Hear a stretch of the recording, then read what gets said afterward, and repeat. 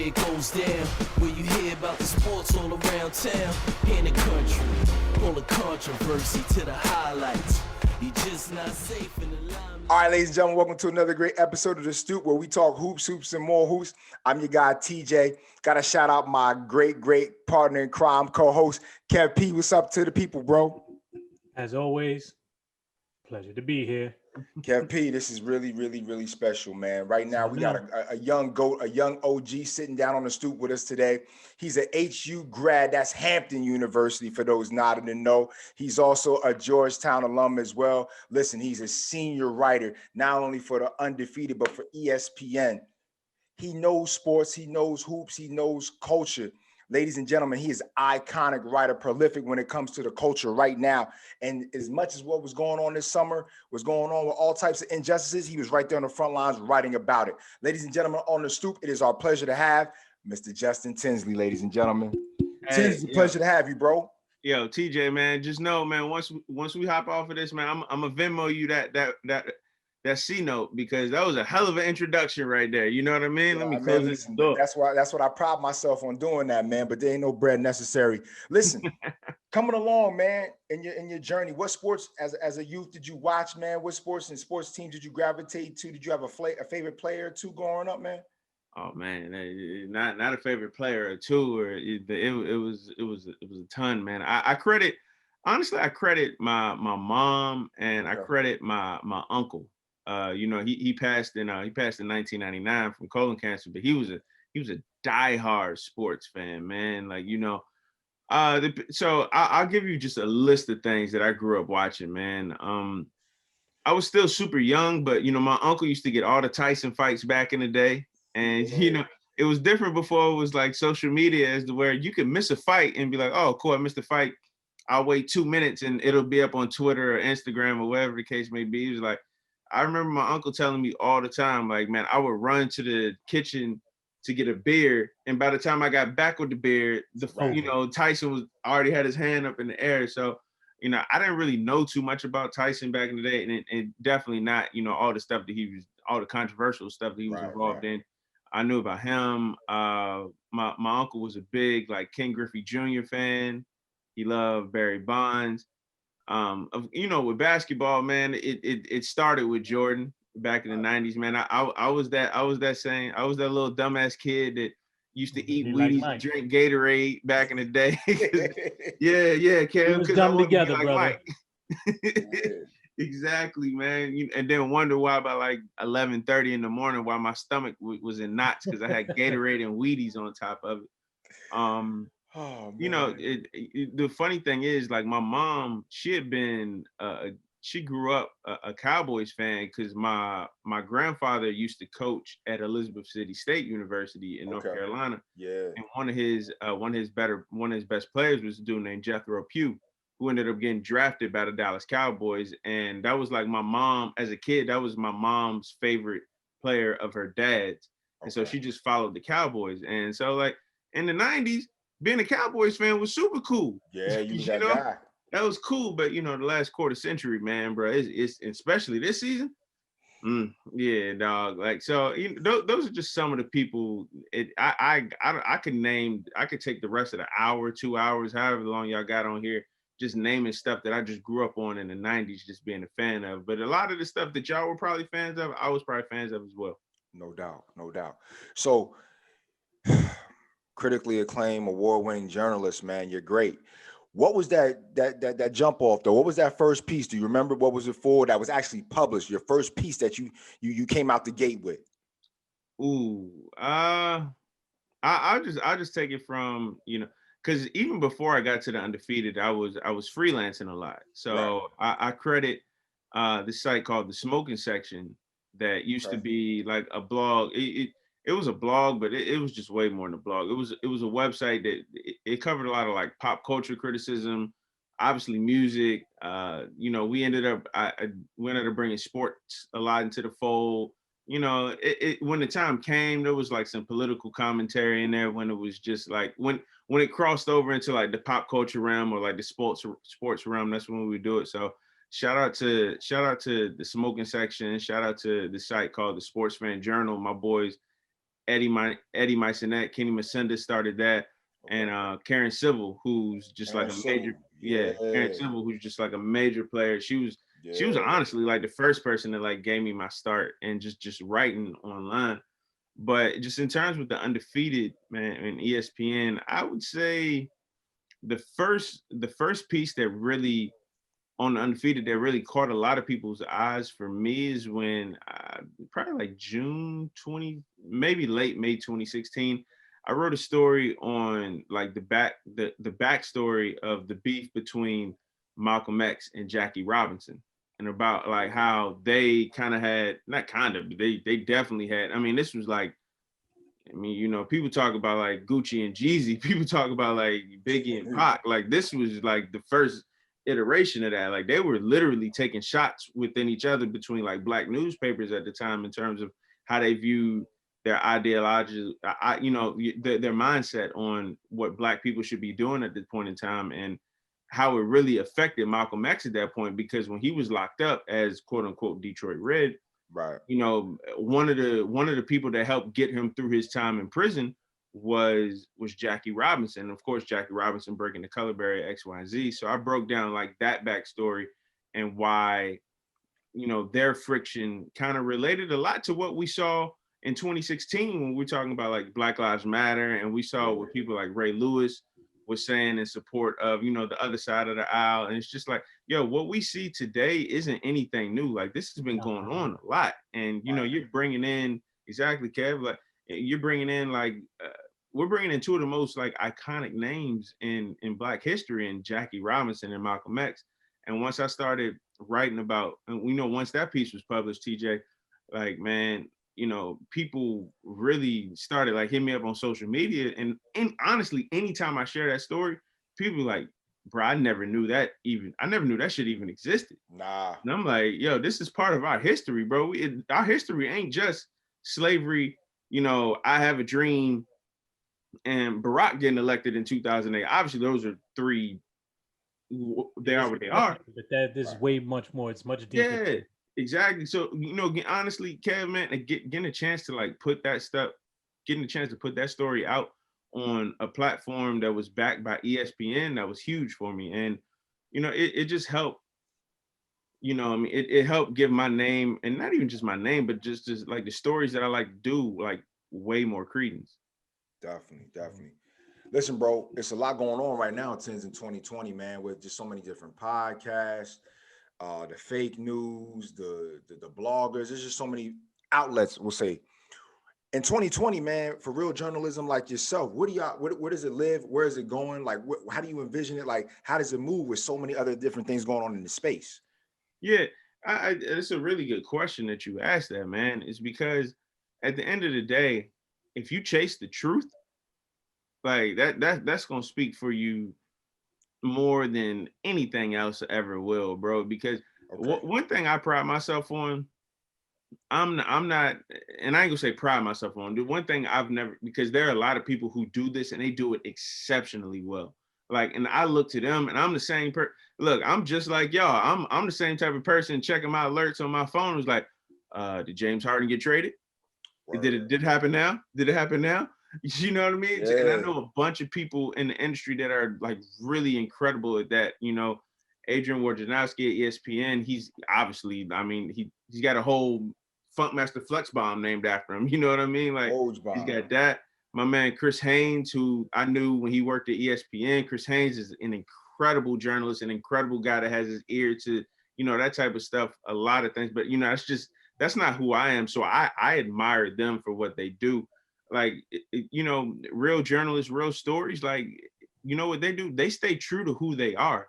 And the relationships that they form with these players or these sources, whether it be within music, whether it be within sports, whether it be within politics, whether it be, it can be in anything that you're passionate about covering. As long as you establish like real relationships within these industries, like those things are going to shine through, because they're going to trust you to cover that stuff. They're going to trust you to break that news more than anybody else, which is why people trust Woj, which is why people trust Chris Haynes or Mark Spears or whoever the case may be, Malika Andrews.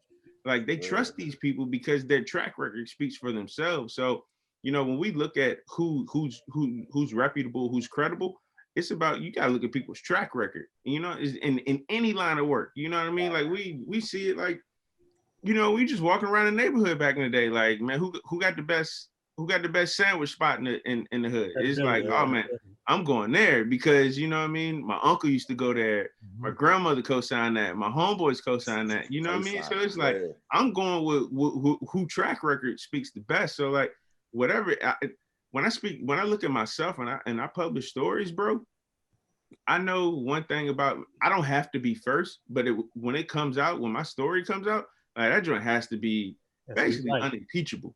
Right. You know what I mean? So like when you read a story of mine, it's like, damn, I didn't know that. I learned that. And anytime yo, Kev, TJ, I put it like this. Here's my benchmark of like whenever, I ain't gonna say every story, but definitely a big project that I'm working on, or a big story. It's gotta have like the Andre 3000 factor to it. It's like, oh, 3 Stacks dropped the verse? Yeah, that J Electronica coming out. Yeah, that J Electronica. Like, yeah. Oh. Like he dropped something new. Like, let me check it out. Obviously, I'm not comparing myself to either one of those two. We got you. You know what I mean? But like, if you know, if the two people out there in the world be like, oh, 10's dropped something new, let me check this out. So that's how I always try to pattern and envision especially in a day like today, where it's just like you said, TJ, it's so many outlets, it's so many blogs, it's so many, and not even just blogs, it's so many like Twitter accounts, Instagram. I mean, dog, like all these social media accounts look alike nowadays, but you know, it's just so many accounts everywhere that like you got to make your voice stand out. Definitely. What's up, Kev? Definitely truth in that. Well, before we stepped on, you know, we mentioned really quick that we would discuss some music, some hip hop specifically. We talked about for sure, and your journalism, of course. On the Undefeated website, you were quoted as saying, "Cash Money taking over for the 99 and 2000 is by far the most impactful statement of your generation." I stand by that. I beg to differ, sir. I beg to differ. Okay, well, sure. That statement is definitely impactful. I'm not going to take nothing away from it. I believe I know one that's a little bit more impactful and has crossed generations. Okay, you know what, Kev? I want to know what it is. I'm not a businessman. I'm a businessman. Okay. Let me handle my business. Damn. Okay, now, Hove surpasses Juve on that one. Speak on it, man. Let me know if you agree. Okay, all right. So look, I'm glad we're having this conversation right now. For the record, Jay-Z is the greatest rapper of all time. Okay. And I won't say anything otherwise. You know, I grew up, you know what I mean, my cousins and some of my friends, you know, they put me on like the most, I guess, impactful artist of my lifetime, maybe like Tupac, but in terms of like an artist, in terms of like a businessman, in terms of like the entire scope of everything, it's definitely Jay-Z. And it's honestly, it's Jay-Z and whoever you want to put it second place. I will put that there. No argument whatsoever. Here, but when we talk about look, bro, like I'm a businessman, not a businessman. Yeah, that shit is cold. But bro, when you at the party and you hear from the speakers, Cash Money Records taking over for the 9-9, dog, you gonna look like a deer in headlights. You gonna be like,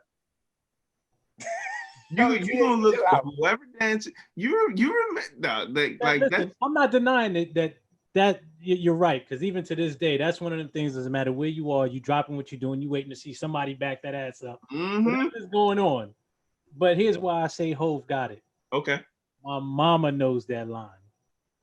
I hope my mama don't know. When my mama can quote, "I'm not a businessman, I'm a businessman," we have crossed generations. We are beyond just what we know now. It's almost a household statement. Kev, I'm not one of those like straddling the fence ass dudes, but here's what I say to that. That I'm not a businessman, I'm a businessman. That is the exact interpretation of who Jay-Z is. And the crazy thing is he said that line in 2005. Reasonable Doubt came out in 96. So he was already damn near a decade into the game. And we saw what he's done from 96 to 2005. And then obviously from 05 to the present day. Like, I mean, the dude is just, he's an American institution in terms of what business looks like. But I will say this. Cash Money Records taking over for the 9-9 and 2000 has changed many lives, my friend. It has changed many. You every person on this call right now, from TJ to you to me, you've caught a twerk that has changed your life because of that song, and your life has been better because of it. Touche, my man. I'll be honest with you. As my other line of work, that has helped save me a lot of times. Because the night looking a little dry, but now, boom, boom, boom, boom, boom. Yeah. I'm the best DJ in the spot that night. Look, in case of an emergency, break glass. Boom. Yeah, but I want to challenge y'all back with two other lines, man, by the same person, because my parents know these lines. Like, and if you don't know, now you know. And and I see some ladies tonight that should be having my baby. Just saying. These are all very just saying statements all the way around. Just saying. Yeah, the big, like it's all good. I don't know, man. Like three out of four of these lines then came from Brooklyn. You know what I mean? That's why we on the stoop. Yes, sir. You know, I'll say this. I can't give the full details, but you know, since I'm on here, and look, no, save it, because I'm gonna get to that. Okay, whatever you can divulge, I know what you're gonna say. So I got a question for you. Whatever you can divulge, but I know you can't do. So let me do this. Let's talk about some hoops real quick. Tins. Okay. What was your impression on the bubble? What was your thoughts when Alvin Silver and the rest of the board announced it? How did you think it played out? Were you happy with the product in the end? And what do you think going into this season? Some of the do's and don'ts, some of the things you're going to be curious about, and also what's your thoughts about this play-in format for the 7th and 8th seed that they announced today? Oh man, great! Like that's a great question. This is actually the first time I've actually spoken about it. In terms of the bubble, obviously, like I don't need to break down what 2020 has been like for everybody because we've all lived through it. I thought the bubble, all things considered, was like the best thing that like they could have done, bro. Like they actually finished the season. Yeah. It wasn't the season that we've been accustomed to seeing. Like, oh man, we would have loved to have seen. Trust me, as a reporter, I would have loved to have covered a Miami Los Angeles finals, bro. For 2 weeks, I would have loved to have gone back and forth. Me and my girl could have flown back and forth between like Miami and LA. We could have had fun. So that would have been great. But you know, the fact that they finished the season, and I'll give them credit because you're never going to satisfy everybody 100% of the way in the long run. But you know, they came back and they addressed the issues that were really pertinent to these players within society, whether it be systemic racism, police brutality, Black Lives Matter, and all these things that have like boiled into each other over the course of so many years of our lives, but especially in 2020. I thought they did as best a job as they possibly could have. And you know, they stopped after the Jacob Blake shooting in Wisconsin. And honestly, I'll be honest with you. After that, I thought the season was over. I thought it was a wrap. Yeah, I thought it was everybody thought that. Yeah, especially when those reports came out. They're like LeBron walked out the meeting, and like the Clippers and the Lakers said it was one going on. I'm like, oh, this thing might be over. But you know, I give them credit. I think they did it. I think they did a great job at just dealing with the circumstances, what they possibly could have. So I give them immense credit for that. They were kind of them and the WNBA were kind of like leaders, not kind of, but they were leaders in terms of how to deal with things on the fly, man. Like that was tough, bro. Like we're in the heat of a pandemic right now, but like even in the summer, like we still didn't know what was going on. They literally got all these teams to fly to Florida to finish the season out, and they had no positive tests throughout that. And I think it was a microcosm for society to just show that like, yo, if we take care of ourselves, like we can, you know, battle this disease. And as we've seen in just society everywhere outside the bubble, then, you know, we can't. But in terms of just looking at this season, it'll be really interesting to me because I'll speak on the 7 and 8 seed after I say this. But I don't know what's going on with the Olympics because Game 7 of the NBA Finals would, if it got to a Game 7, would be July 22nd, 2021. Yeah. The Olympics start July 23rd, 2001 in Tokyo. So it's like, what are we going to have an Olympic team? And if we have an Olympic team, who is it going to be? Like, I still have questions about that. I don't know. But I'd be honest with you, TJ, man. I'd be honest with you, Kev. Like, I don't want another 80. I don't want another 84 though, Tins. I don't want a team like 84 again. Yeah, no. Yeah, I don't need like well, you know, the 88, the 84 was cool because we had young Jordan. Jordan won in that year. Yeah, 88 was the one that caused us to get all the NBA players over there. Yeah, that's 88. That's right before the Dream Team. So yeah, as far as the Olympic team goes, I mean, at this point, we might be sending the Knicks over there. You know, sorry, I didn't mean to go there, but listen, I'm cool with it, man. I got a JV squad that'll beat them right now. So. Look, we might be sending them, but in terms of the 7 HC playing, I ain't gonna lie to you, I kind of enjoyed that during the bubble. That was kind of like it was something different, man. So I don't know if that's a long-term thing or maybe it's just for next season. They're just trying. I think what the NBA is trying to do, and I'm just speaking from, you know, my own personal thought process. I haven't talked to anybody within the NBA about this or the WNBA. I think what they're trying to do is they're just trying to get as close enough as they can to like a regular schedule of what we were used to. So if like they end the season in July, then okay, they can start the season in you know, the end of October, early November, whatever the case may be. But I personally enjoyed the 7-8 seed play in. I thought that made for definitely an interesting wrinkle into the season. And so hopefully we'll see where it goes. No doubt. Hey man, thank you for your coverage over the bubble too. And I don't think people got an opportunity to, and it's all for all the viewers out there. If you didn't get an opportunity to read Tenz's piece on how he put the spin on and really delved into, you know, because everybody talked about how poignant Doc was, and Doc came to tears, and Doc was really honest about his feelings and his sentiment about the whole movement. Make sure y'all read Tenz's piece on that, y'all. All right, so listen, that's a plug. I like it. I got to do that. I like that, man. But real talk, I appreciate that. Piece was dope. That piece was dope. So I got a question in terms of you and ESPN. Yeah. Where were you when you got that phone call, that email that you are now going to become a senior writer? Ooh. Okay. All right. So I'm gonna make this explanation as quick as I can, but I'm gonna try to make it as detailed. So I'll tell you how I got the job at ESPN. So of course I told you I've been freelancing for a couple of years with, you know, with a bunch of different sites, and you know, God bless them, because without them I would not be where I am right now. The Smoking Section, the Sports Fan Journal, Karen Civil, you know, all those places. I freelanced at like Rolling Stone, even a couple of places overseas I freelanced for. But what happened was I was at Hampton's Homecoming in 2014. And at Hampton's Homecoming, they had an alumni day party, which was in the Student Center ballroom. And if anybody that's ever went to Hampton can tell you, the fact that they had a day party in our Student Center ballroom is pretty immaculate. That shit was incredible. I ain't gonna lie to you, man. I ain't no cap. Like that shit was incredible. They had alcohol in there. I'm like, man, y'all got alcohol in the student center? Like, oh, it's about to go all the way up. So I'm in the day party, man. Like we having a good time. Like DJ spinning some good music. And so I get a drink and I step over to the side because I get a text message on my phone from like, I don't know, probably one of my homeboys.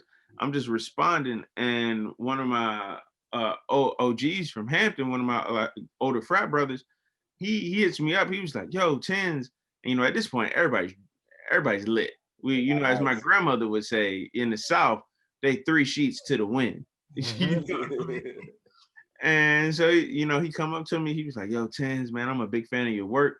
Do you mind if I introduce you to somebody at ESPN? I'm like, keep in mind, I'm lit too. I'm like, bruh, you gotta be drunk, because you asking, can you introduce me to somebody at ESPN? Like, that's how I know you drunk. Like, I don't care who it is. It could be like a janitor in Bristol. Like, I don't, you know, I mean, of course, everybody's important. I'm not making anybody else seem like they're less important. You know what I mean? That I don't want to put that out. But I'm like, yeah, you can introduce me to anybody at ESPN. But like, who is it? He was like, all right, I got you. So he didn't introduce me to that person at that point. But when I was driving back to work Monday morning after homecoming, I worked at the Housing Authority in Richmond, Virginia. And, you know, I was basically covering all the different housing projects in Richmond, Virginia at that point. And that job was probably one of the most important that I've ever had in my life, because it just really, I had worked in like situations like that before, but it really opened my eyes, and it really gave me empathy to a lot of different things that I already had empathy before, but seeing it like firsthand, and like walking up in these houses, and really just getting a chance to connect with people on like a very real level that just didn't matter with TV cameras around, or trying to give people money, or just like connecting to people. Like it gave me like a very much appreciation for what I was doing in my life, the blessings that I had in my life, and the opportunities that I would hope to get. So I'm driving to work at that point, and I get to work at the excuse me for that, that's my email going off, but I get to work at the housing authority that day, and I get there before anybody else. And so something tells me, I close the door of my office. I'm like, man, let me email this dude, see what he's talking about. And like ESPN, like, what are you talking about? Let me see. So I was like, yo, man, I didn't get a chance to meet the young lady that you wanted me to meet at homecoming. Like, who is she? Like, what can I do? He was like, hold on for 1 second. 2 minutes later, he CCs me on the email with the young lady who at that point in time was Mike Wilbon's executive assistant. Wow. And she had went to Hampton. She graduated maybe like the year that I got there. So she may have been like 3 years before me. So she was like, look, I know ESPN is trying to start they're trying to start a website. It wasn't undefeated at this point. They didn't know what the name was going to be. It was like, yo, man, can you just send me like 10 or 12 of your best writing samples, and we'll see what's going on. I'm like, shit, No I doubt. never got this far with nobody at ESPN. It's just like trying to holler at a girl and be like, hi. And she says hi back, like, it's like, oh, okay, all right. Well, so I'm like, shit, you ain't gotta tell me twice. I closed the door of my office. I was like, man, let me find the links to these 10, 12 best stories that I want. I sent them in an email right back to her probably about 20 minutes later. She was like, damn, that's really quick. Like, you must be serious about this. I'm like, hell yeah. Right. So fast forward like 2 weeks later, I'm riding up to Alexandria, Virginia, Northern Virginia, for people who might not understand I mean, obviously y'all understand where it is, but for people in geographic purposes, understand where it is. It's right outside of DC. Basically. And so I'm riding up with my homeboy and like his wife, two really close friends of mine. And I get a call from a 202 number on my phone. I pick it up. I'm like, hello. And it's, old girl who I've been, communicating with. And she was like, yo, what are you doing around like 9 p.m. tonight? I'm like, I'll be in my hotel, because it was a day wedding. And she was like, yo, somebody from ESPN want to speak to you. I'm like, about what? What the hell they want to speak to me for? She was like, yo, they read your stories.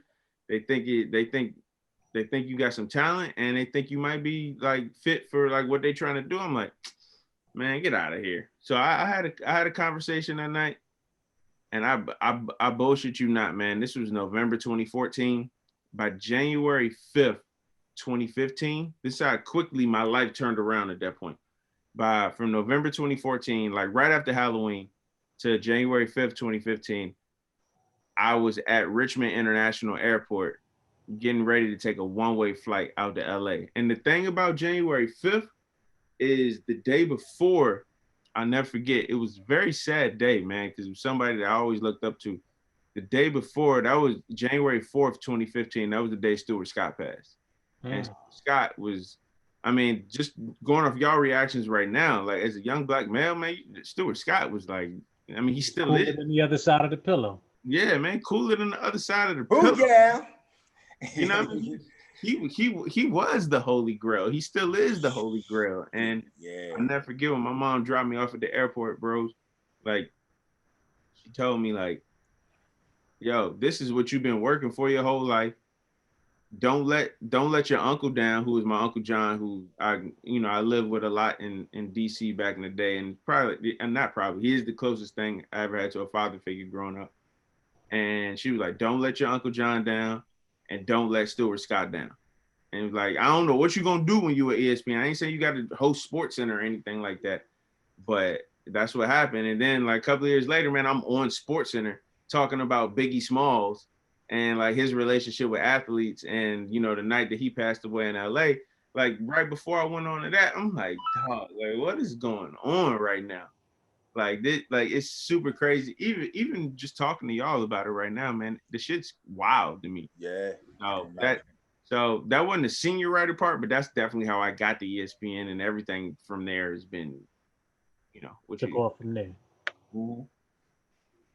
Now I want to bring this up because we talked about your origins there at ESPN, and around 2017, you penned an article called "The King is Crowned: The True and Actual Arrival of LeBron James," I remember that. in which you chronicled a pair of games from a decade prior, which Hmm. you felt he had graduated from phenom to grown man. Yep. In 2016, it's fair to say that he may have bested those iconic performances. Yeah. And we all know he willed his team from a 3-1 deficit. That's for his first championship in Cleveland, and only one. And I say he transitioned from grown man to arguably the GOAT. Not in my eyes, by the way, but I'm just had to put that disclaimer out there. But an argument could be made for that. Hmm. What are your thoughts on that assessment? And do you have a choice in that great GOAT debate? It's wild. I knew this topic was coming up at some point because it's one of those like you can't avoid it. Um, I will say those two stories that you mentioned that I wrote about LeBron at that point. Those are probably two of the more enjoyable and fun stories that I've ever done for the Undefeated. And it's just not even just my personal perspective on things, but just getting a chance to talk to people. Like the story that I wrote about LeBron's Game 6 against Boston in 2012, I interviewed Dave Fizdale for that. And I'll never forget, I was supposed to interview Dave Fizdale like 11 a.m. whatever morning that I interviewed him, but like the metro in DC was delayed. I couldn't get an Uber. So I eventually get an Uber, and the interview is supposed to be at 11. I didn't get the Uber till 10:57. And I'm telling the Uber driver, I'm like, bro, I need you to take me on the scenic route. Like, take me to the longest way possible, because I'm about to do an interview in your back seat. He was like, what are you talking about? I'm like, yo, I'm about to interview a coach from the Miami Heat. And just so happened, he happened to be a Miami Heat fan. And he was like, who you interviewing? I'm just like, Dave Fizdale. And he knew who it was. He was like, oh, say no more, fam. He was like, I'm gonna cut the meter off. And do you mind if I listen to the interview? I was like, I have no choice but for you to listen to the interview because I'm in your car. And so we did the interview, and it was great. And Dave Fizdale, an incredible interview. If you ever get a chance to talk to him, dude's like a dope ass interview, man. And he's great. And so like the dude's dropping me off at work, and he was like, yo, you just gave me like my greatest Uber ride ever, man. He was like, thank you for that. And I was like, yo, thank you for taking the scenic route because I needed to do it. And he was like, you taught me a lot about like LeBron and just what those Miami Heat days were like. Cause this is 2017. So like you said, Kev, like at this point in time, he's back in Cleveland by then. But what those stories taught me is just like, yo, it's crazy the emotional connection that we have with sports. And it's not just, oh, you remember how many points this person dropped or the triple double that they dropped in this game. Like, you remember that. But what you really remember, like, you know what I mean? Like Kev and TJ, you remember what, I don't even know who y'all were going for in 2016, but you remember like the tension that y'all had in y'all heart before Game 7? Yeah. You like, dog, are the Warriors really about to blow this? And are the Cavs really about to do this? And then you get to the fourth quarter, and like we're in like the height of like the scoring barrage era of the NBA. And it's like, damn, it's just 80, 89, 89. Like, where the scoring at? And then you remember the block, you remember the shot and everything like that. I'll be honest with you, Kev, man, and I'm gonna answer the question what you really want me to answer right now. Please do. LeBron James is the best basketball player I've ever seen, bro.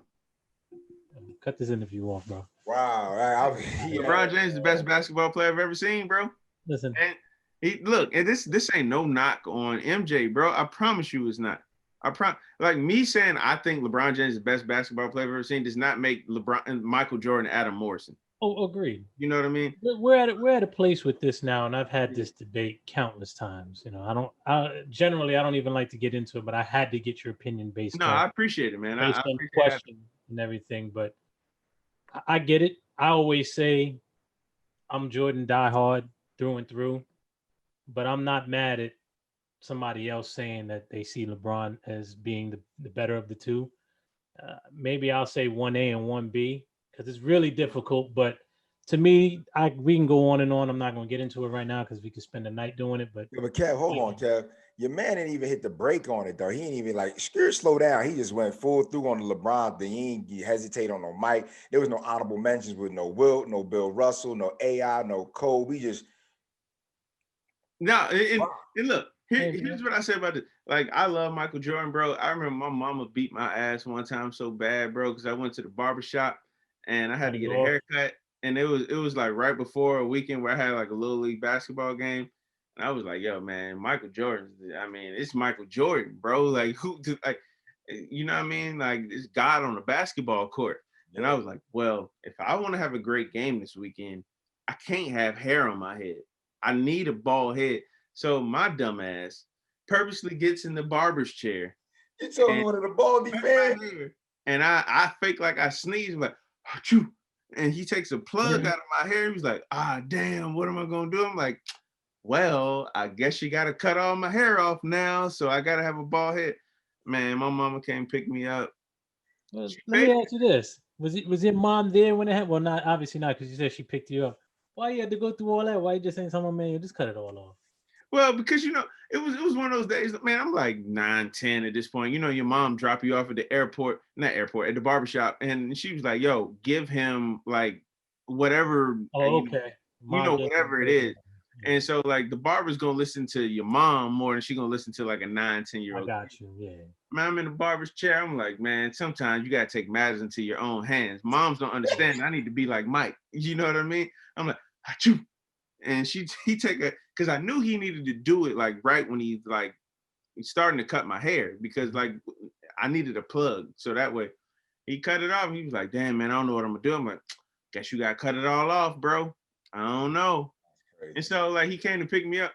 So my mom came to pick me up, and my mom was like, what happened? And yo, Barbara threw me under the bus from jump. He was like, yo, he sneezed. I took a plug out of his head. This is not what I wanted to do, Mom. Or, Mama Tinsley, whatever the case may be. And she was like, and she knew what it was as soon as I did it. She was like, oh, okay.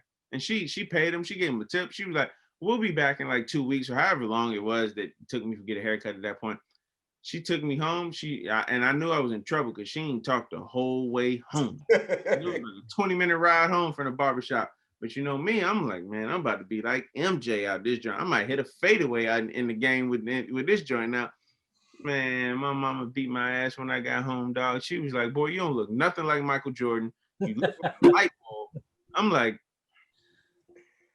oh man. Let me ask this though. That wasn't the first time or the last time I tried to be like Mike. I tried to give myself the flu one time. He tried to give himself the flu. You got to chill, man. You got to chill. Well, let me ask you this. Did you ever put on a headband back here or push your wig back to be like Bron? No, by that point in time, Mike is the greatest. We ain't got to talk no more. Let's keep by that time, Kev, man, my basketball days was over, bro. Like, I was getting winded just running up half of the court. I'm like, you know what I mean? Bro. Oh, man. Go ahead, T. Don't give me no ideas, though, Kev. So, actually, I got something else for you. So, December 2019 now, you attended the ceremony at Bethel High School. Ooh, they named the gymnasium after their most storied athlete everybody knows, the great Allen Iverson. Yes, sir. Virginia native who attended both Georgetown and Hampton.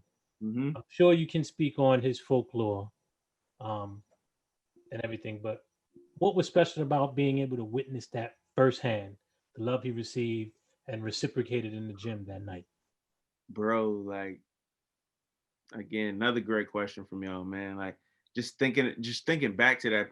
One, it's kind of numbing to think about it because it was less than a year ago, and life was totally different at that point. Like, you could actually be around people, like, you can go places, but like, dog, just being there and just witnessing like that moment, because you understand how much Allen Iverson means to the culture, and you understand how much Allen Iverson, just as a basketball fan, and I don't need to explain that to y'all because I know y'all get it, but like to be there for that moment for him and to see that gymnasium named after him and just know he did everything within that gymnasium, and the fact that like he never had a chance to have a proper graduation ceremony because he got in trouble. The bowling alley Yeah, situation. the bowling alley incident.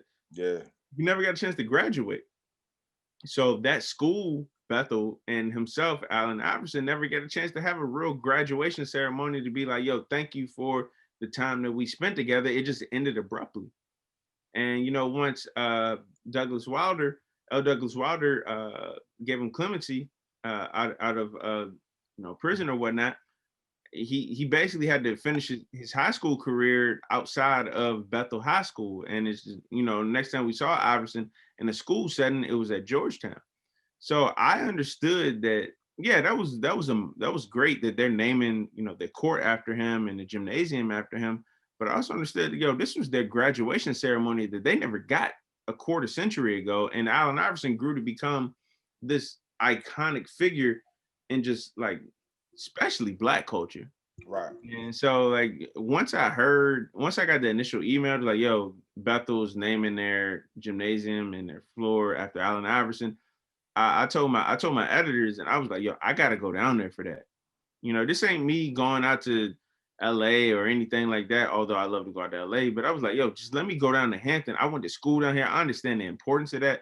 And I understand why this means so much to that community. To be honest with you, Kev, like I couldn't imagine myself not being there for that moment, man. And it was, I ain't gonna lie to you. You didn't see it, but I had tears coming down my face when I saw it because I understood the emotional magnitude of that, dog, because you can't tell the story of Allen Iverson without talking about Bethel High School. That's right. Word. That's real. That's real, Tens. That's real. Tens, every generation, every demographic has their guys. Especially when it comes to media, comes to news. We think about the Tom Brokaws, we think about the Walter Cronkites that were cutting edge news reporters in their own right. And they were looked at as those gods. You're now, when it comes to sports, hip hop, and the culture, is our God. Like, we have you. Think about it from this standpoint, man. What is that iconic story? Because you're working on a lot of stuff right now behind the scenes, and you've done so much. What is that one iconic piece that you still want to do that's on like the Tens bucket list? And how do you look at your legacy thus far as being that guy for us, man, and we look up to? Dog, to put me even in that type of conversation, bro, is just, man, a couple of questions y'all have asked have given me goosebumps, to be honest with you. And welcome to the Stoop. Hey, but look, I love the Stoop, man. Let me know when somebody gonna make a sandwich run or something like that. You know what I mean? Like that means a lot, man. Like I can't even begin to. My job is to put things into words, bro. Like, and I can't even begin to put that into words. But to answer your question, or to try to answer your question, like that's a responsibility that I will never ever take lightly, dog. Like, cause I remember the years that I wanted to be in a position as to where I hope the stories that I write, I hope the words that I put together actually mean something for, not just people who read them, but like people who look like us. You know what I mean? Like, because the thing about like, especially the Black community, we have so many like immaculate and incredible stories that are worthy to be told, but in so many cases, they're never told unless other people get it. You get what I mean? Like, and y'all just asked me about AI and Bethel. Is just like, thankfully, I had created enough goodwill within, the place that I worked. I was like, no, I need to go to Hampton to cover this Bethel High School gymnasium after Allen Iverson. It ain't just Allen Iverson getting a gymnasium named after him, but do y'all understand the backstory of what that gymnasium and Allen Iverson actually means? You know what I mean? Like, Kev, you mentioned something earlier, like, I'm not a businessman, I'm a businessman. Like, yeah, Jay-Z is a superstar rapper, he's married to Beyonce, X, Y, and Z. But do you understand the backstory of why I'm a businessman, not a businessman actually matters? Because at one point, nobody wanted to sign Jay-Z. You know what I mean? Talk that, Tens. Talk that, Tens. You Talk know what I that. mean? Nobody wanted to sign him.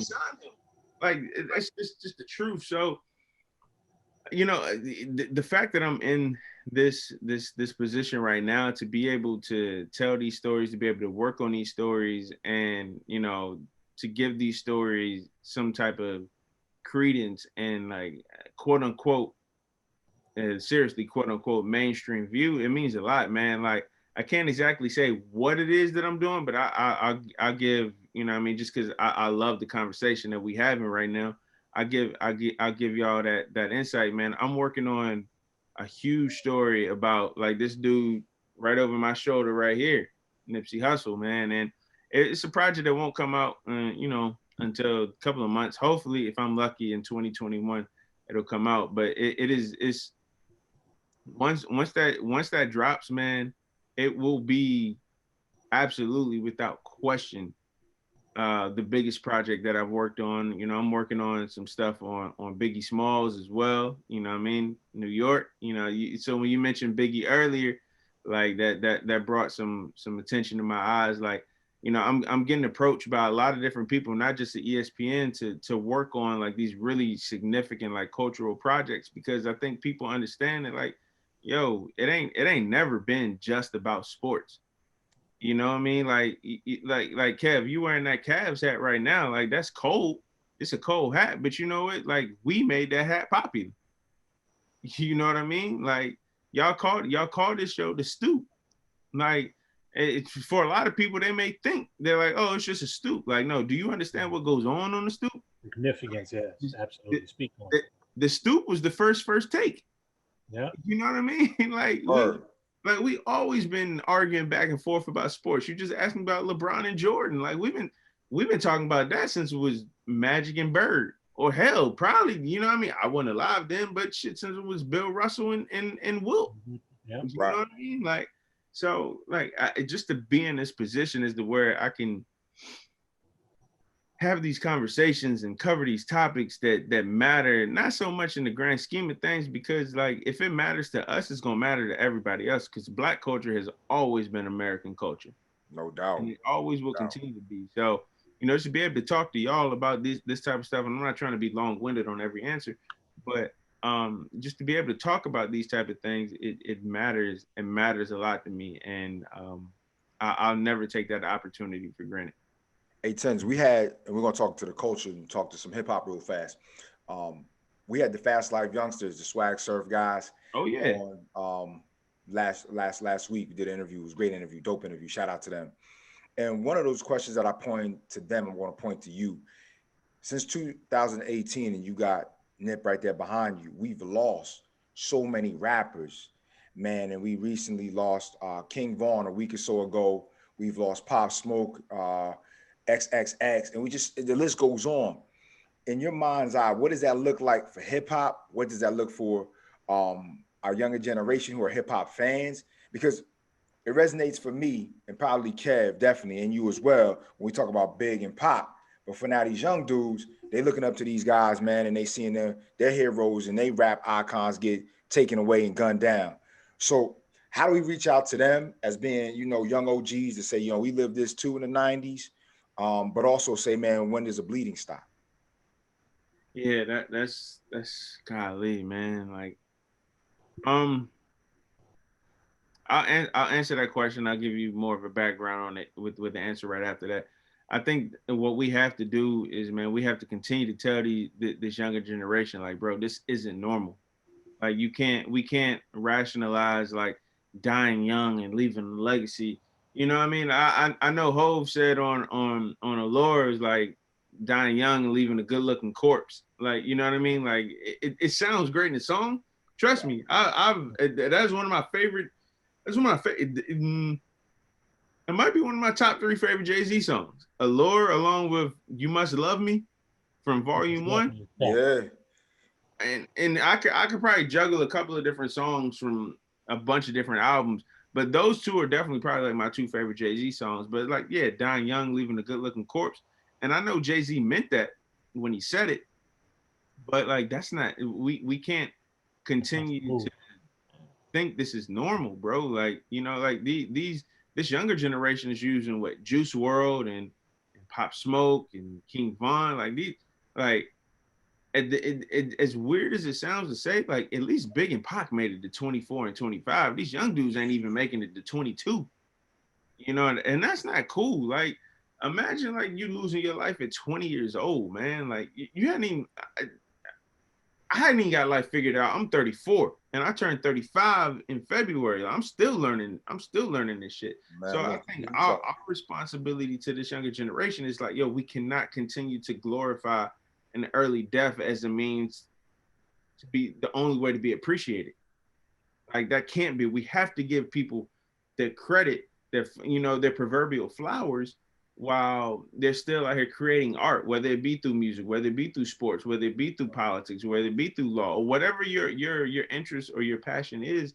We got to give them credit because we can't keep mourning people like this, and this isn't normal. And I don't want to see this younger generation mourning Juice World or mourning Mac Miller or mourning I mean, whoever the case may be, because that shit hurts, man. Like I'll never forget when Nip died.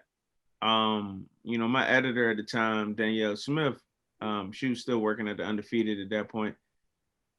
And I'll never, a dog, like the day Nipsey died, bro, that is such a tough day. That's such a tough day. I remember, so at this point in time, I'm working on my big D Wade story. Like D Wade was finishing his final couple of games up in the league, and I wanted to do like a big package story on, I mean, it's D Wade. Like in my eyes, like, I mean, he the third best shooting guard of all time behind like Jordan and Kobe to me. You know what I mean? So I'm working on a story about that, and we're establishing a good relationship. So March 30th, 2019, he plays his last game in the Garden. And I go up there and I think it's great. And I see like the Garden crowd like shower him with love that he deserved. And I mean, I meet up with him after the game in like the tunnel in MSG, and we just talking about it. He was like, yo, this is great. Like, I couldn't imagine like a better send-off. Like, the Heat weren't gonna make the playoffs at that point, but he was like, they won the game. I couldn't imagine a better send-off in MSG. Like, New York has always showed me love. Like, I love it. Like, I got none but love for New York while I'm here. And it was great. And he was like, yo, just holler at me in a couple of weeks when you come down to the last game in Miami. And I'm like, all right, cool. Man, I get back to DC the next day, and I haven't really told this story a lot in terms of Nipsey, but I get off the train because I took the train from Penn Station to Union Station down in DC. Right. And two of my really good friends, they were still dating at this point in time, but they're now married, and they live right, basically right across the street from Union Station. And my girlfriend was over there as well. She wasn't my girlfriend at the time, but we live together now. This is our house, the house that you're seeing right now. But we had always been friends for a long time. And I remember she was sitting beside me on the couch, and we were just laughing, shooting the shit. And I get a text on my phone. It was like, yo, Nip just got shot. I'm like, who? What? What are you talking about?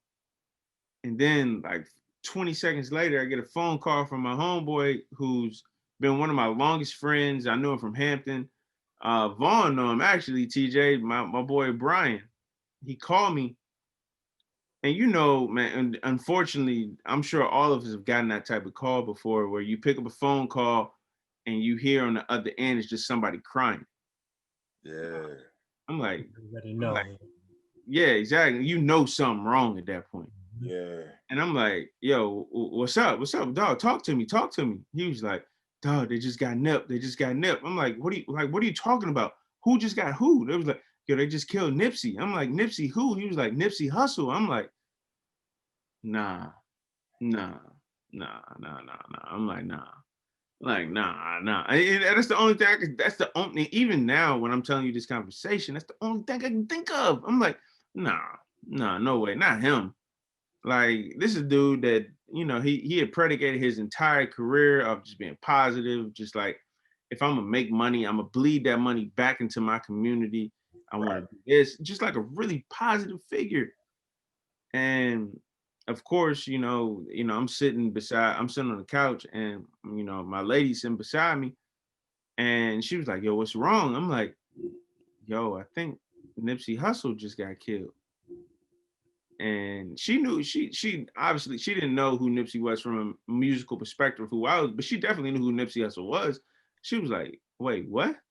What are you talking about? And he called me back again, bro. And that shit was just like, and I knew at that moment, I'm like, I'm gonna be sad as a fan, but I gotta cover this. You know what I mean? And as sad as it sounds, and excuse my language, like as fucked up as it sounds, it's kind of one of those moments like you prepare yourself for. Like I knew in my time at the Undefeated, I was like, yo, at some point, there's going to be a moment where I'm going to be very uncomfortable, but I'm going to have to use my wherewithal, my my musical knowledge or whatever the case may be to channel that into a story that's going to have to come out on the Undefeated. And that was it. And you know what I mean? So I left my people's crib that day, went back to my apartment, and my lady at that point, she had texted me when I got back home. She was like, yo, are you okay? Because I see this like really impacted you. And she was like, I'm sorry, I feel bad because like she knew who Nipsey was, but she also knew who Lauren London was. And like everybody has a different connection to somebody. And that doesn't make your connection that's big. any less or more important than anybody else. And she saw it. She was like, "Are you gonna go out to LA for it?" And I was like, I hope, I think, I don't know." And so I talked to my editor that night, man, and she told me, she was like, "Look, Tupac was one of my closest friends. Wow. I saw Pac when he was in New York for the VMAs in '96. I knew about the party when Biggie was in LA at the Vibe party. Wow. Like, I know a lot of people who saw him that night, how happy he looked. And I was in LA that night that he got killed. And one of the she was like, I'm not gonna sit here and act like I was like the biggest Biggie fan in the world. She was like, obviously I would never wish death on anybody, but she was like, I'm from the West Coast. At that point in time, like you align with who you think you align with. Absolutely. It wasn't like she was like, obviously Biggie made like great music. She was like, I can't tell how many times I partied to One More Chance and Big Papa and all, Players Anthem and Get Money. She was like, he's one of the greatest rappers I've ever heard. But she was like, I was tasked with writing his obituary that night. Mm. Well, at least a couple of days later, but she was near the party. She was at the party. And she was like, at some point, Tens, like, you're gonna be put in this situation. And she was like, I'm just letting you know, you're going out to LA to cover what that city feels like, what that city looks like, because this site doesn't deserve anybody else other than you. And I went out there, dog. It was one of the hardest things I've ever had to do, but it was also one of the most, in a weird way, one of the most fulfilling things. Like I was on Crenshaw and Slauson, like right after Nipsey died. Like I saw that pain, I saw that grief, I saw those tears, I saw that anger. But at the end of the day, I saw like, it was I still got videos and stuff on my phone, like 10 o'clock at night where people outside like smoking blunts, just like listening to Victory Lap and people just like paying tribute because at the end of the day you want to pay tribute but however you can, bro. Like same way you remember like when the Biggie procession rode through Brooklyn and they played like Hypnotized like a billion times and like people on top of the the buildings, like you pay homage however you feel you can, like that's the best way you can do it. And that's what people in on. But yeah, my fault. I know I've been talking for a while, but it just brought me back to a different time. Definitely, not definitely. Let me ask you this, because shortly thereafter, we had another tragedy in LA. What was your sentiment when you got the news for Cole? Dog, like, wow. Wow. Like I ain't never I haven't really like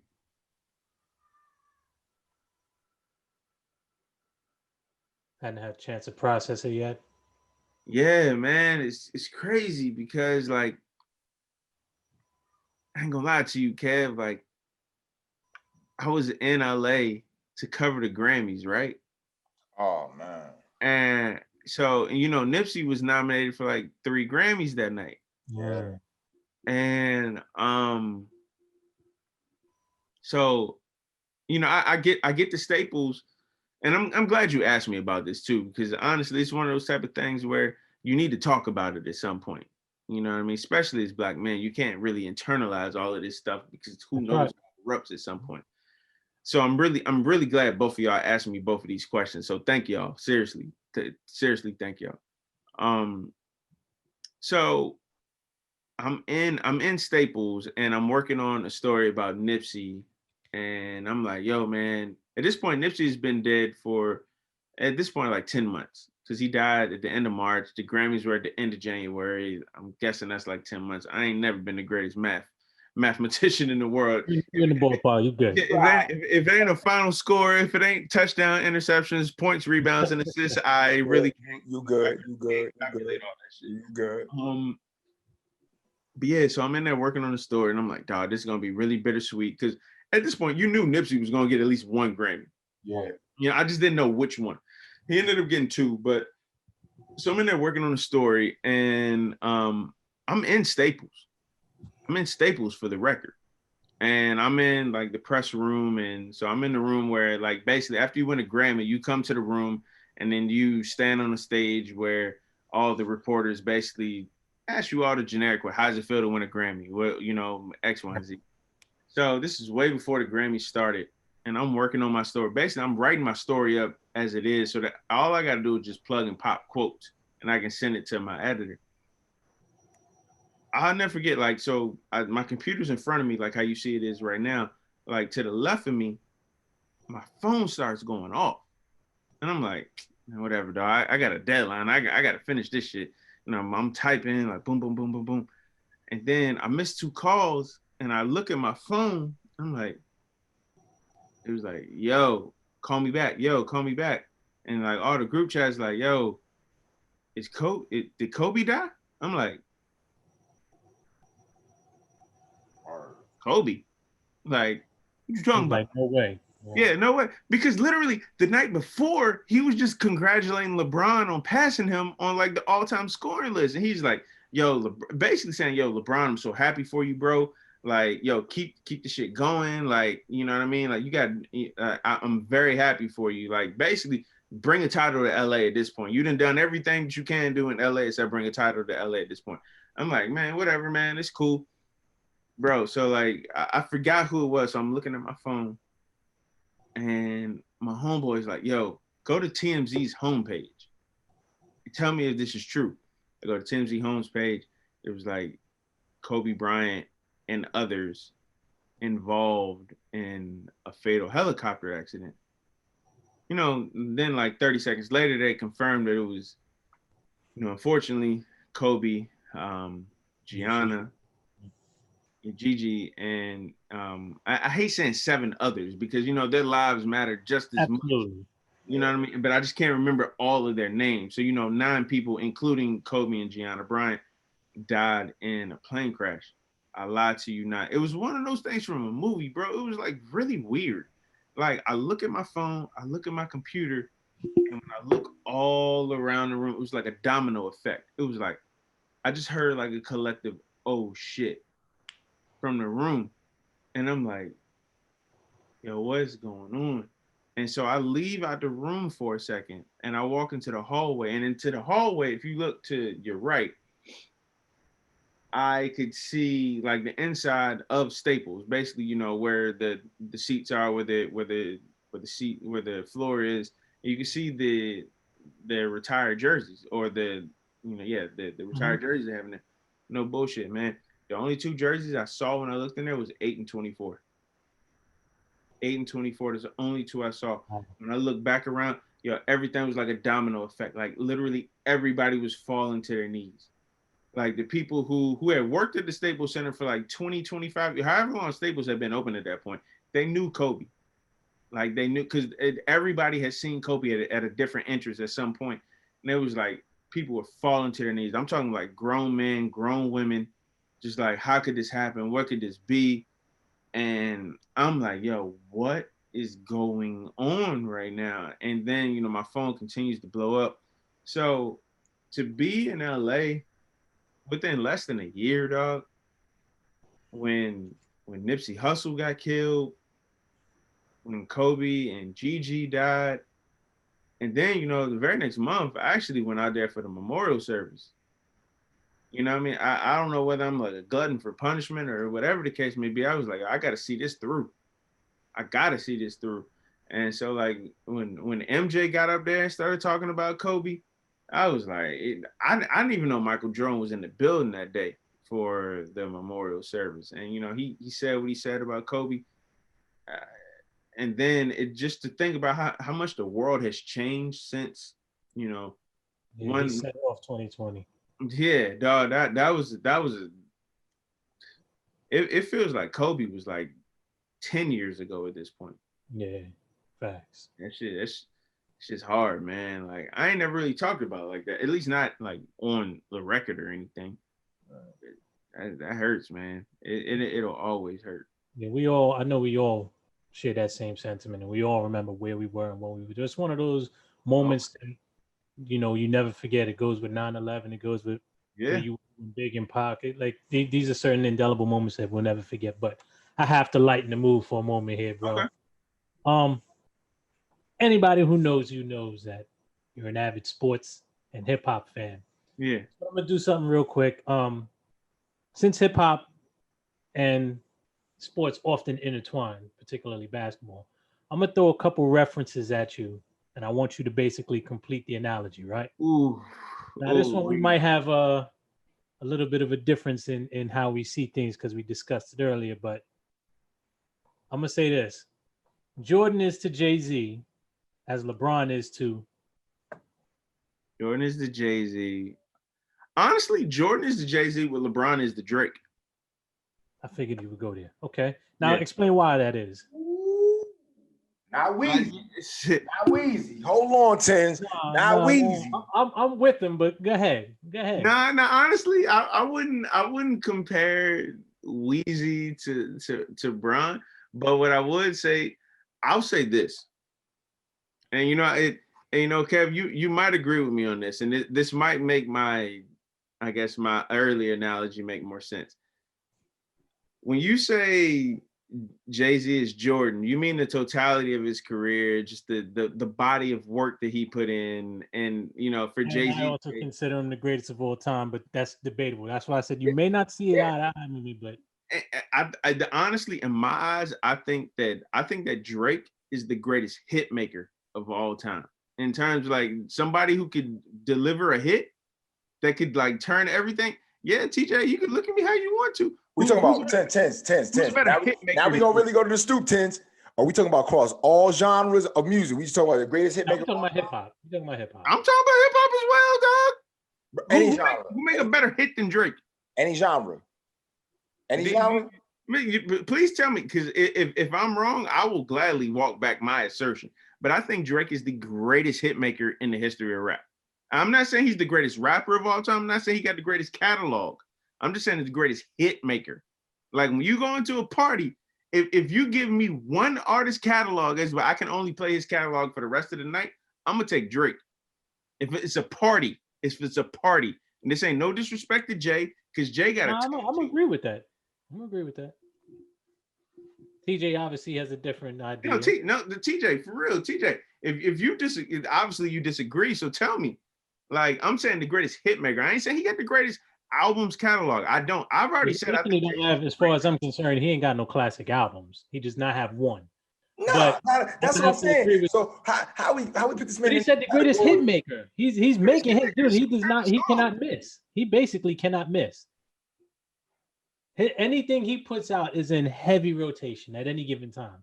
It's actually pretty sick. No, and the thing is, he's not just a dude that just popped up in like 2018 and just started making hits. This dude has been like a star. Yep. He's been a star since 09. He's been out before 09, but he's been a star since So Far Gone came out in 09. Like, dog, this dude makes hits, bro. He makes hit, and not just hits. I'm talking like, I guarantee if we all go to a party and they just play Drake music, you probably be like, damn, I forgot about that one. I'm talking about his songs. I'm a DJ and I do venues, I do arenas, I do some pretty stellar joints, and I work for some good people. But at the end of the day, I can't go with you on this one. I can't even get in the car. Matter of fact, I didn't even put my sneakers on. I just can't. At the end of the day, when we talk about our hits, I give you that. Number one, Kevin's right. This man never has a solid body of work. He doesn't have that classic album. He's not in that Ready to Die category. He's not in that Volume 1, Volume 2 category. And I don't think he'll never will be. But we talking hits pound for pound. Yeah, I'm talking hits. I'm talking hit records, bro. I can go at any venue. The way I spin them, I can put on Mike and I'll be fine. I'll be fine. Well, damn, it's Michael Jackson. You know? That's what I said. You said hit maker. He did make it clear. He said hip hop. He did say that. I said he's a great shit maker in hip hop history. Yeah, yeah. I mean, give me a. Listen, yeah, I mean, like, if we play it for our parents, then yeah, like my mom ain't gonna know sicko mode like that. But you know what? I guarantee if I play sicko mode around y'all two, you're gonna be like, out like a light. Hey, but see, you know what? And I'm saying this now. I think it's I think the man who put him on, his catalog, and he does the Carter is a classic album. So with that being said, Weezy can rock a party too, because I've done it. Yeah, no. And I'm not talking no Cash Money. I'm talking about just Wayne. As far as I'm concerned, for me, a lot of the stuff that I really mess with Wayne, it's not post Cash Money because he had a long run with them, but I would say it starts after his early run, before he was, I guess after that. I'm not talking Hot Boy Wayne. I'm talking about exactly. Talking about Wayne. I say from Carter 2 on. Let what you got, Tins? What's the rebuttal, Tins? We talking about Wayne. That's I'm not even talking about the most recent stuff that he's been in the news for, and let's place that over here. You know what I mean? Like, yeah, that's over there. But Wayne, Lil Wayne, Weezy, like, come on, bro. Like, Wayne from like 04 to 09, I take that. I will take Wayne's run from 2004 to 2009 up against any run of any artist in hip hop history, bro. Like, he has so much classic. Absolutely. Music. You know what I mean? I'm not even trying to say that, like, I just say that as in terms of just somebody who was in college around that time, and I partied around that time. He has some, like, TJ, Kev, man,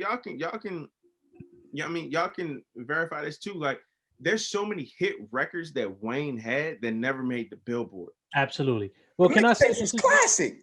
Can I say this as well? Because they kind of get intertwined here, because that early Young Money run, Drake was on a lot of that stuff. Oh yeah. A lot of that stuff. So they kind of parallel one another. Wayne said himself, we're gonna be all right if we put Drake on every hook. Yeah. You know what I mean? He said that in 09, and he ain't been wrong since. Like, all right. So let me throw another one at you, because okay. All right, I'm with this one. DMX is to Allen Iverson as Kanye is to. Oh God. Wow. That's a tough one. It is a tough one. So DMX is the Allen Iverson, what Kanye is the. Wow. I think I got one. You can, I'm still thinking about mine, but I'm still because, wow. That is honestly, bro, that's a really good one, because I don't know if I would have compared DMX to Allen Iverson, but it makes perfect sense that you compare DMX to Allen Iverson. Wow. X is raw. AI was raw right out the door. Yeah. Crossover on Mike said, I don't care who you are. I'm coming for your title, B. I got to be coaching. And not only that, but he changed the landscape, because at that time when X came out, we were all shiny suited out, and he was like, nah, we're not doing that. We're doing this. Same thing AI did when he came to the door. I'm not wearing no suit. I'm throwing on my fitted. I'm doing this. I'm coming tatted. So it's that parallel. I was like, this is it right here. So, but who you got for Kanye? Ooh, okay. I got somebody. All right. I got somebody. TJ, you want to go first? You want me to go first? You the interviewee, Tins. I'm thinking out loud. All right. Just in terms of how they changed the game, in terms of stuff like that. And I hold my answer to be like, yo, if I'm completely wrong, I will completely say that All right. You ain't got to expunge this answer from the record because y'all recording it right now. But all right, so DMX is the Allen Iverson, what Kanye was to, and I'm gonna say this and I'm gonna give you my reasoning for it. DMX is the Allen Iverson, what Kanye is to Steph Curry. Because you know you're gonna go there. Yeah, and I only say Steph Curry for this. And again, I'm not saying that this is the end all, be all, say all answer. Steph Curry really changed the game in terms of way, like if you look at like the way kids are playing the games nowadays, like they're pulling up from like 35 feet out. And the way like Kanye brought in the soul samples, honestly, like Kanye influenced Drake in terms of like the harmonizing on the records, and you got Kid Cudi who was doing that as well. And you know, his production changed the game. I would venture to say that Kanye is to Steph Curry. That would be my answer right now. Okay. TJ, who were you gonna say? I had three guys, but Steph was one of them. So I had three because I think all three of them in themselves changed a little bit of the relevancy of the game. Just like when you think about Kanye and you think about Late Registration and them classic Ye albums, right? And we talking about the Bear. If the Bear wasn't on the album, I ain't messing with you. That Bear had to be on that album cover. So if we talk about it from that perspective, yes, Steph was one of them. The other one was Kyrie. If we look at dribbling and finishing, when Kyrie first came in the building, he was another little animal on some like, yo, I don't care who you are in front of me. I'm going whoop, whoop, makes you, and I'm getting to that cup. That was very instrumental in how a lot of kids too started working on their ball handling. I think Steph was working on their Steph had kids working on their yo-yo, but Kyrie had them working on their yo-yo as well. And the last guy is kind of a guy I seen him in the last couple of years be instrumental and drop back, had that killer in him, and had that. See, because remember that early Ye, that beat backpacking Ye was also kind of cocky. Dame Dollar hit you with the wave and he's telling you bye. Dame Dollar's cocky. Dame Dollar straight out of Oaktown. Don't care who you are. I'm gonna get you out of here. And those were my three. That's what I thought about. I'm not mad at that. I'm about to be a little controversial here because y'all may not agree, but then when you hear me out, you'll probably go, I could see that. Okay. I'm going with Kobe. Here's why. I see TJ to move his head, but here's why. If we're going with what we talked about earlier, where Jordan is Jay, and then we have Drake as LeBron, we had to have that bridge in between, and Kobe is that bridge in between, as was Ye, because between Jay and Drake, you had, he had him do his thing, Kanye did his thing. Then aside from all of that, I'm also going with that same cocky attitude because when he came through the door, everybody was like, Kobe is just crazy arrogant, crazy cocky, the whole 9 yards. So I'm happy you mentioned that. But aside from all of that, what I'm really going with is that work ethic, because when he get in that studio, how technical he is, and Kobe with his footwork and how technical he was, I can't say no. It has to be, for me, that's Kobe. I would have compared Wayne to Kobe. I could do with that too. I could do that too. Now, then again, if you ask me that, who do I compare Kanye to? Now, I got to think about that. But me personally, I would have compared Wayne to Kobe. Like it would have been Jay, Jordan, Wayne, Kobe, Drake, LeBron. You know what I mean? And I'm not mad at that, but I also understand why you picked Kanye as well. All right, I'm good to go, man. Hey, listen, ladies and gentlemen, this has been an excellent opportunity to sit down with the young GOAT himself, Mr. Justin Tinsley. But before we let you ride out, Tins, got a question for you. What's up? What's your favorite restaurant? Ooh. In DC or just period? Period. Anywhere. That's a good one.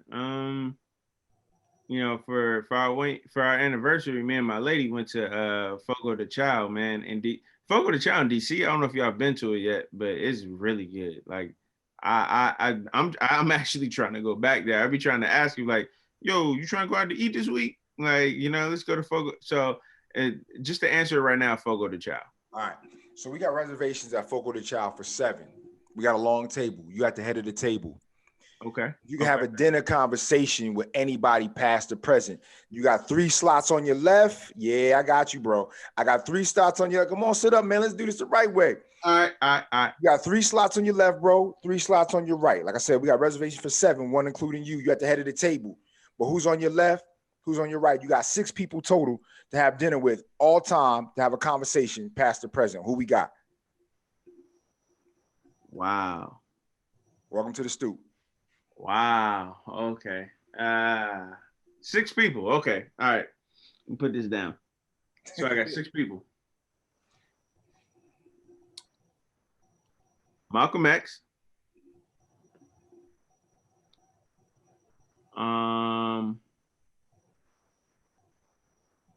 Definitely going with Tupac. Damn, this is really hard. Damn.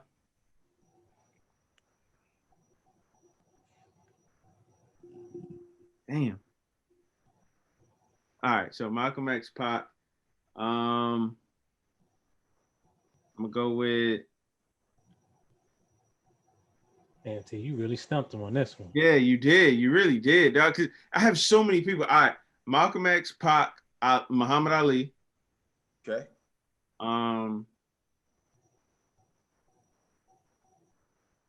You halfway, bro. You got 3 slots. No. So all right, so Malcolm X, Pac, Ali. You know, a lot of people would say Martin Luther King, and of course I would love to sit with Martin Luther King, but I got to make my choices count. Honestly, I would put Coretta Scott King on there because I would love to know what it would be like to live from her perspective. So yeah, That's Coretta dope. Scott King. That's so dope. 4. That's dope. I'm gonna put Nip in there.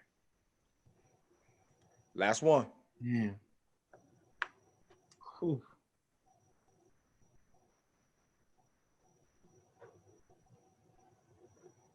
You know, this last one is probably gonna like trip y'all out a little bit because it's probably not an answer I don't think a lot of people would say.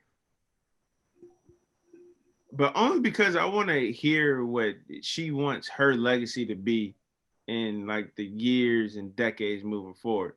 I'm gonna say Breonna Taylor. Wow. Huh. Oh, wow. And because I could have said Barack, I could have said Jordan, I could have said a bunch of people, but like, and I could have said Colin Kaepernick, I could have said a bunch of people, and don't hold me to those 6, because if you ask me this tomorrow, then I'll probably give you a totally different 6. Oh, no doubt. Like, while we on here right now, yeah. So what? Hold on, who did I say? I said. You said Ali, you said Nip, you said Malcolm X, you said Pac, you said Coretta Scott King, you said Breonna Taylor. Yeah. That'd be an interesting 6 to have. Yeah. Wow. Well, there you have it, people. It's been a great night, man. We got this. Hey, this one for the books. I don't care what Kev talking about, but this for me is one for the books. It's everything I thought it would be and so much more, man. When you sit down with an intellectual, you sit down with a great guy, you sit down with a wonderful gentleman like yourself. Hey, Tins, we wish you all the best in all your career moves and best of luck with everything coming out that you got working on behind the scenes. For my guy, Kev P, our special guest, Justin Tinsley, we'll see y'all soon. Take care. Some say that it gets no real on the field or the court. We capture the thrillers. Some opinions and all of the truth. Real people talking real sports on the stoop.